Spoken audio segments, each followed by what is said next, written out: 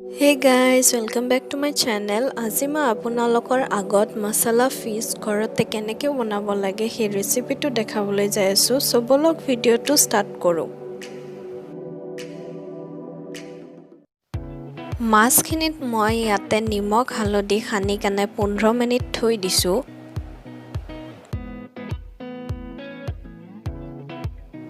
এটা কেৰাহীত অলপমান তেল গৰম হ'ব দিছো।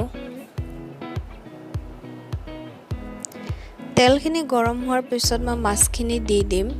মাছখিনি দিয়াৰ লগে লগে আপোনালোকে লৰাই নিদিব নহলে মাছখিনি ভাঙি যাব আৰু মাছখিনি আপোনালোকে লো ফ্লেমত ভাজিব তেতিয়া ধুনিয়াকে ভাজা যাব আৰু মাছখিনি খোৱাতে সোৱাদো হ'ব। মাছখিনিৰ কালাৰ যেতিয়া এনেকুৱা হৈ যাব তেতিয়া আপোনালোকে উঠাই দিব। এনেদৰে ভাজিলে মাছটোৰ টেষ্টটো অলপমান বেছিকে লাগে। তাৰ পিছত মই 3টা বিলাহী বইল হ'ব দিছিলো। দিয়াৰ পিছত ইখিনি মই মিক্সিং জাৰত দি ভালদৰে গ্ৰাইণ্ড কৰি লম। ইখিনি তেলতে মই গৰম হ'ব দিছো। তেলখিনি গৰম হোৱাৰ পিছত মই পাঁচফোৰণ আৰু নেহুৰ এনেদৰে কাটি দি দিম। তাৰ পিছত কেটামান আলু বইল কৰিছো ইখিনি দি দিম।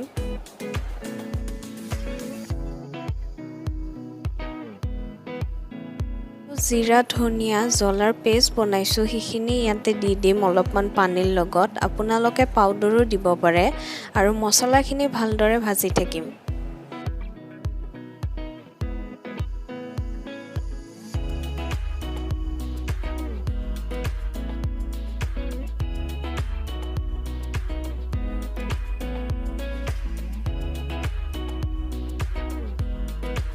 মছলাখিনি লো টু মিডিয়াম ফ্লেমত ভাজিব আৰু তাৰ পিছত মই আলুখিনি এনেকে পিটিকি দিম।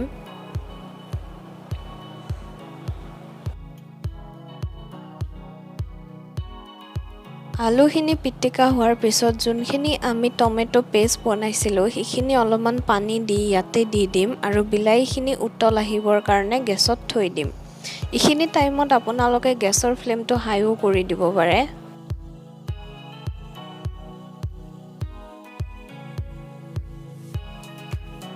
তাৰ পিছত ইয়াতে গ্ৰেভিৰ মতে দি গৰম পানী দি দিম।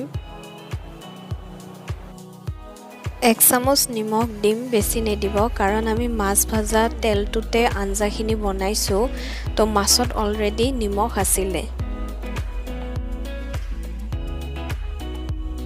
আঞ্জাখিনি অলপমান উতল আহাৰ পিছত মই মাছখিনি দি দিম এনেদৰে আৰু আঞ্জাখিনি ভালদৰে খুহিবৰ কাৰণে থৈ দিম।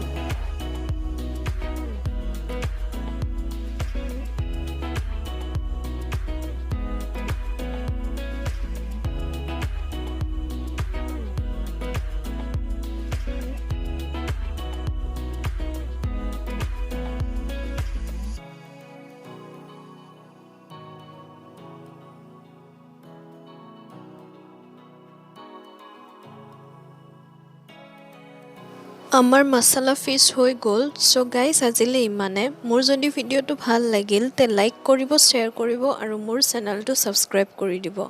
Thank you এভৰিওয়ান।